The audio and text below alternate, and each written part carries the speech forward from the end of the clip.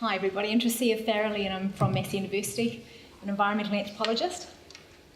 Probably find it's kind of odd for me talking about polystyrene when I'm an anthropologist, but this is where I find myself. And actually, I started getting really interested in this when I watched the Clean Bin Project. I don't know if anybody has seen that movie before. If not, I highly recommend it, particularly in light of the sorts of things we've been talking about this evening. So I found myself, as Brent said, moving from questions around the culture of household waste minimisation here in Palmerston North to sustainable waste management across the Pacific Islands, a place where I started my research a few years back. And then on to bisphenol A's or BPA's. I'm sure you've seen BPA-free bottles and things around the place. And now I've had the absolute pleasure of working with a toxicologist from Canterbury University on polystyrene. So an anthropologist working on polystyrene. Here we go. So as Jonathan has shown us, plastics is one of those things that's really increased dramatically over the years. One of those plastics that have been produced in large numbers since the 1950s and is particularly problematic is polystyrene, which is why I'm interested in this particular waste material. So polystyrene is a petroleum-based plastic made from fossil fuels and made from styrene monomer, vinyl benzene, more specifically, as I've learnt from my toxicologist friend. Didn't know this before. While polystyrene is popular because of its lightweight, its insulating properties, there's also a downside to its high rate of production, consumption, and real serious issues with its problem of disposal. In 2012, approximately 32.7 million tonnes of polystyrene were produced globally. In 1986, the United States Environmental Protection Agency announced that the polystyrene manufacturing process was the 5th largest source of hazardous waste. So all of these things were things that were new to me, and as I dug into this a little bit further, I thought, crikey, this is something I need to do more work on.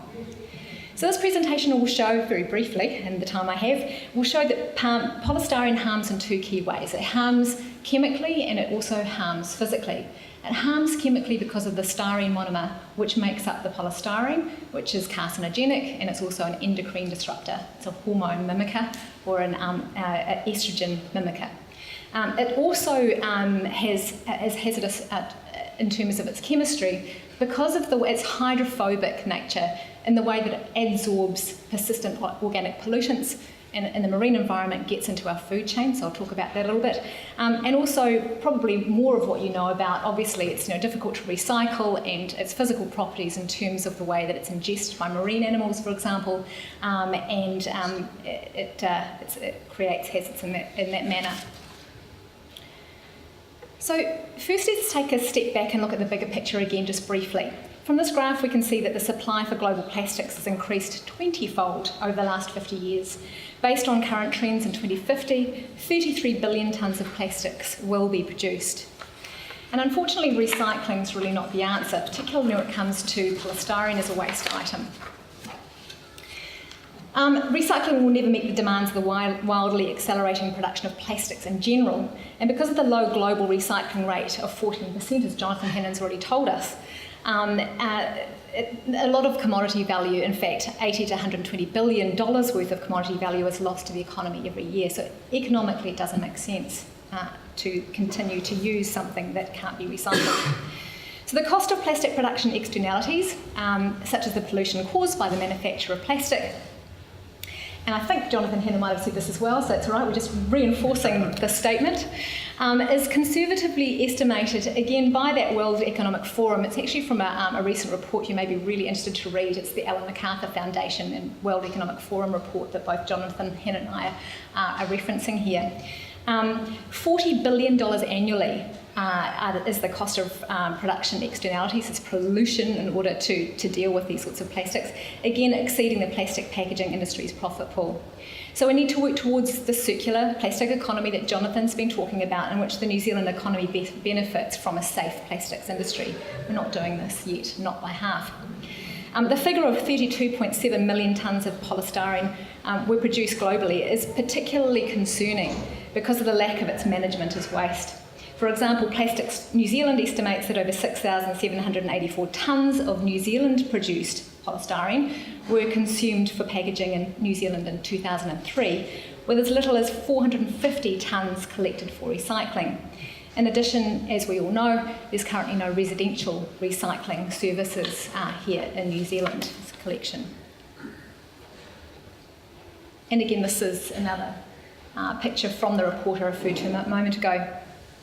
So the world's nations are now responding, actually, in great and growing numbers to the alarming volume of plastics produced globally. But unfortunately, as I told caucus on Monday when I was pushing for our members' bill for the plastic bag-free levy, New Zealand just doesn't seem to want to know and isn't responding. If we continue our business as usual position on single-use plastic production, we will be complicit in contributing to the estimated 1 tonne of plastic in the ocean for every 3 tonnes of fish by 2025, and again, as Jonathan noted earlier, more plastic than fish by weight by 2050. This doesn't look great for the future of fish as a sustainable and safe food source. So with a change in the categorisation of some plastics to hazardous, and this is where I want to get to my main point for this presentation this evening, numerous affected habitats could immediately be cleaned up under national legislation. This has been done with the food industry and also with the medical industry, but it certainly hasn't followed through in terms of consumer packaging. And again, one plastic that has been identified as requiring this classification due to the hazards it poses to humans and marine life is polystyrene. Experts estimate that plastic is eaten by 31 species of marine animals and more than 100 species of seabirds. Many marine animals and birds eat polystyrene specifically, mistaking it for food to become full and die from malnutrition or blocked digestive tracts. I say particularly because polystyrene breaks down to those nice little beads quite quickly in the marine environment. But it's more than the physical harm done to marine species that should concern us, as I've alluded to.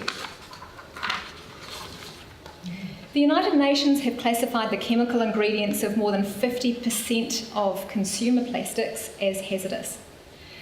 The toxins in the slide are either in plastics as monomers or additives, such as plasticizers and other toxins. In the marine environment, or there are other oily pollutants, those persistent organic pollutants that they attract due to their hydrophobic nature. So this ability to repel water but adsorb oils, fatty oils, persistent organic pollutants, again like PCBs, flame retardants and pesticides like DDT, those chemicals are categorised as hazardous by environmental protection agencies, but polystyrene, interestingly, is not. So what I'm trying to say here is that while we can say that the toxins inside as styrenes or additives inside the polystyrene can be considered toxic and hazardous, and the toxins and hazardous, the chemicals that they attract are considered hazardous and are regulated, the polystyrene itself in its full physical form is not. And what I'm trying to say here is that is a problem, because actually when they are, we're going to use a social science term, this is for your benefit as well, entangled or enmeshed together, they do create a hazard. So we need to think of these things in combination, not just as separate items. This makes, if microparticles that have adsorbed persistent organic pollutants have been ingested by animals, the sequestered persistent organic pollutants, or we're going to call them POPs because it's easier, can be stripped from the polystyrene and adsorbed into the animal system. And this makes polystyrene an excellent vector for highly toxic hydrophobic chemicals that then get into our food chain, and we eat them as a result. Seabirds, for example, that have consumed plastic waste have been found to have POPs in their tissues at 300% greater concentrations than those that have not eaten plastics. And here we come again to those EDCs, those endocrine disrupting chemicals, and this refers back to the BPAs, the bisphenol A's, that my research was related to earlier, so it's sort of combining this research with earlier research. Here are some of the medical conditions that have been linked to EDCs. Oh, first I should say that styrene monomer is an EDC. That's a thing that makes up your polystyrene and it can also attract more of those too. So here's some of the medical conditions being linked to these. Early puberty in females, reduced sperm counts, altered functions of reproductive organs, obesity, altered sex-specific behaviours, and increased rates of some breast, ovarian, testicular and prostate cancers, to name only a few, unfortunately. So some EDCs that you may be familiar with, BPAs is one of them. There's also BPS, which is found in BPA-free plastics. It's an alternative, and in fact they've found that they are now, in many cases, a higher risk to your health than the original BPAs. Phthalates, or DEHPs, perfluorinated chemicals that's in your non-stick frying pans, dioxins found in animal products because they have come into contact with pesticides and other things as well, which are things like organophosphates and atrazine. So styrene monomer is an EDC and the building block in the manufacture of polystyrene, which is why we should be concerned about polystyrene, not just the styrene monomer, considering how it gets out and into the system, into the marine environment and into our own bodies. In 2014, styrene was listed as a potential carcinogen. There are no more questions around this, and if you ask my toxicologist friend Ian Shaw, he will tell you that you can't deny anymore that this does in fact cause cancer. Yet despite this mounting evidence and public concern regarding the toxicity and ecotoxicity, that's the toxicity in the ecosystem of styrene, the polystyrene and end products are not classified as hazardous still. In terms of polystyrene and food safety, because we always buy these things and they either come packaged and in contact with polystyrene, or we put our hot drinks into polystyrene, or we use spoons and so forth. This is really important for us to know. And I don't want to create any, I don't want to get everybody too frenzied up about this, because there are contingencies around it. It's not always dangerous, and it's also something really important to express clearly. Styrene monomer is not always released from polystyrene under all conditions. If polystyrene is manufactured in a place where the industrial manufacture of polystyrene is well regulated, to the point where the styrenes are well polymerised and secured, then you are not so much in danger of the styrene monomers releasing from the polystyrene product and causing a problem for your health. On the other hand, if it's not, then you are. So there are other contingencies as well.